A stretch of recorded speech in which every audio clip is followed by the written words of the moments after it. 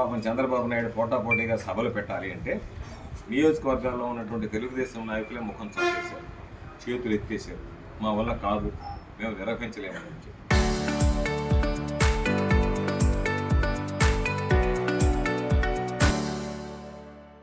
దానివల్ల ఏదో మొక్కుబడిగా తిరుపతిలో ఒక సమావేశం ఏర్పాటు చేసి ఆత్మస్థుతి పారణంద పేరుతో చంద్రబాబు నాయుడు రకరకాలైనటువంటి మాటలు, ఒకవేళ దగ్గరేమో సూపర్ హిట్ అంటాడు, సూపర్ 6 అన్నీ ఇచ్చానంటాడు, ఆడబిడ్డని ఇది ఇవ్వలేకపోయాను అందుకని P4 తెచ్చానంటాడు, ఏదో రకరకాలైనటువంటి, అంటే చెప్పడానికి ఏమి లేక పూర్తిగా ఆయన ప్రసంగం అంతా తడబడినట్టుగా అనిపించింది. ఎందుకు తడబడినట్టుగా అనిపించిందంటే ప్రజలకు ఇచ్చినటువంటి హామీని నిలబెట్టుకోలేకపోయాడు కాబట్టి. అందుకే చెప్తున్నాం, 2 ఏళ్ల తర్వాత జగన్మోహన్ రెడ్డి గారి ప్రకటన చూడండి, 2 ఏళ్ల తర్వాత నిన్న చంద్రబాబు నాయుడు విడుదల చేసినటువంటి ప్రకటన చూడండి, ఎక్కడా కూడా క్లారిటీ లేదు. ఇది చేసాను చెప్పుకోలేకపోయాడు, ఇది చేయగలను అనేటువంటి మాట చెప్పలేకపోయాడు, మోసం చేశాను అనేటువంటిది ప్రజలు గ్రహించారనేది అర్థమైంది కాబట్టి కనబడతా మాట్లాడేటువంటి పరిస్థితి. కాబట్టి ప్రజలు రెండూ గమనించారు. జగన్మోహన్ రెడ్డి గారు ఇచ్చినటువంటి పిలుపుకి ఏ విధంగా స్పందించారు, చంద్రబాబు నాయుడు నేను ఇచ్చినటువంటి పథకాలని ప్రచారం చేసుకోవడానికి కార్యక్రమం ఏర్పాటు చేస్తే ప్రజలు వినకుండానే, ప్రసంగం వినకుండానే మధ్యలోనే లేచి వచ్చేసినటువంటి పరిస్థితి. అందుకని ఈ ప్రభుత్వం మీద ప్రజల్లో నమ్మకం సన్నగిలింది. ప్రజలందరూ కూడా చంద్రబాబు నాయుడు వెన్నుపోటు దారుడు, కుట్రదారుడు అనేటువంటి వాస్తవాన్ని గమనించారు, గుర్తించారు. కాబట్టి ఈరోజు ప్రజల్లో ఈ ప్రభుత్వం మీదనే విరక్తి కలిగేటువంటి పరిస్థితి. ఈరోజు గ్రామాలు సూరాయపాలెం కానీ మహమ్మదాపురం గ్రామాలకు వెళ్తే రైతుల పరిస్థితి అధ్వానంగా తయారైంది. 2వ పంటకు సాగునీరు ఇచ్చారు, నార్లు పోసుకున్నారు.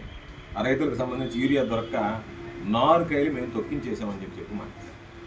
దాదాపుగా ఒక్కొక్క రైతు కౌలుకు తీసుకున్నటువంటి వ్యక్తులు, అయ్యా మాకు యూరియా అందటం లేదు, యూరియాకి సంబంధించినటువంటి యాప్ ఇచ్చారు. ఆ యాప్కి సంబంధించినటువంటి దాంట్లో మేము యాప్లో నమోదు చేస్తే ఆ ఓనర్ ఎక్కడ ఉంటాడో తెలియదు, అమెరికాలో ఉంటాడో తెలియదు, ఎక్కడ ఉంటాడో తెలియదు, ఆయనకి ఓటీపీ పోతుందంట. వాళ్ళ ఓటీపీ మాకు చెప్పాలా. ఆ ఓనర్ ఏమో అమెరికాలో ఉంది, ఇక్కడ పగులు ఉన్నప్పుడు అక్కడ రాత్రి అయిపోయాయి, అక్కడ రాత్రి ఉన్నప్పుడు ఇక్కడ పగులు అయిపోయాయి. కాబట్టి వాళ్ళకి ఆ మెసేజ్ ఎప్పుడు పోవాలా, వాళ్ళు ఎప్పుడు చెప్పాలా, రైతులు మీరు ఎందుకు ఇబ్బంది పెడుతున్నారు, రైతులు ఎందుకు అవస్థలు గురి చేస్తున్నారు. జగన్మోహన్ రెడ్డి గారు ఉన్నప్పుడు రైతు భరోసా కేంద్రాల ద్వారా నేరుగా యూరియా ఇచ్చేటువంటి పద్ధతి పెట్టాం. అంతకుముందు పాపం వెళ్ళి నేరుగా చెప్పులు పెట్టో లేకపోతే పాస్బుక్లు పెట్టి దాని మీద బండలు పెట్టో వరుసగా పెట్టుకొని ఎడవాల్సినటువంటి దుర్గతి ఉండేది. జగన్మోహన్ రెడ్డి గారు వచ్చిన తర్వాత నేరుగా గ్రామాల్లోని రైతు ఎక్కడికి గడప దాటి వెళ్లాల్సినటువంటి అవసరం లేకుండా, గ్రామం దాటి వెళ్లాల్సినటువంటి అవసరం లేకుండా యూరియాని ఇచ్చారు. ఎక్కడన్నా ఎప్పుడన్నా మా 5 సంవత్సరాల ప్రభుత్వంలో యూరియా అందలేదని రైతులు మాట్లాడినటువంటి సందర్భం ఉందా? ఈరోజు రైతులు రోడ్డు ఎక్కారు, ధర్నాలు చేస్తున్నారు, దీక్షలు చేస్తున్నారు. ఎవరన్నా పాపం ప్రతి రైతు నాట్లు వేస్తే యూరియా ఇచ్చారు, ప్రభుత్వానికి యూరియా ఇచ్చేటువంటి పరిస్థితులు కూడా లేరు. కాబట్టి ఈ ప్రభుత్వాన్ని డిమాండ్ చేస్తున్నాం, జిల్లా అధికారులు డిమాండ్ చేస్తున్నాం, కలెక్టర్ గారికి చెప్తున్నాం, మీరు వెంటనే స్పందించి ఎవడైతే పంట వేసుకున్నాడో వేసుకున్నటువంటి ప్రతి ఒక్కరికి అదును మీరే లోపల ఖచ్చితంగా మేము 2 బస్తాలు 3 బస్తాలు కాదు, ఎంత అవసరమైతే అంత ఇచ్చి తీరాల్సిందే.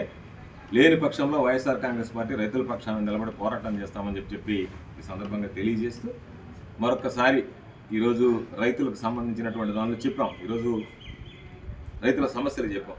అదేవిధంగా సర్వేపల్లి సమస్యలు చూస్తే మొన్న ఇక్కడికి వచ్చాడు సోమిరెడ్డి, ఏ ఊరు అడగలే, బహిరంగ చర్చకు సిద్ధం అన్నాడు. సిద్ధం అని చెప్పాం, తోకముడిచి పారిపోయాడు.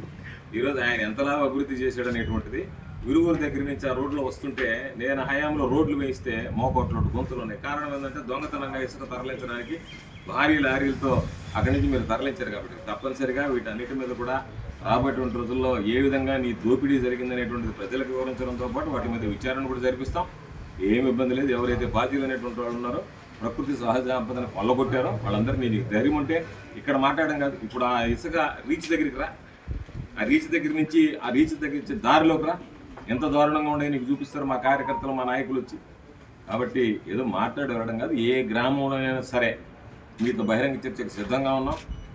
గ్రామంలో జరిగినటువంటి అభివృద్ధి, ఈ ప్రాంతాల్లో జరిగినటువంటి అవినీతి, ఈ రెంటి మీద నువ్వు తోక ముడిచిపోకుండా ఎవరో ఒకరు వస్తారనేటువంటి విధంగా కాకుండా ధైర్యం ఉంటే చెప్పినటువంటి వాడు మోటుకోవాలి, చెప్పినటువంటి వాడు గమ్ముగా మూసుకొని ఉండాలి.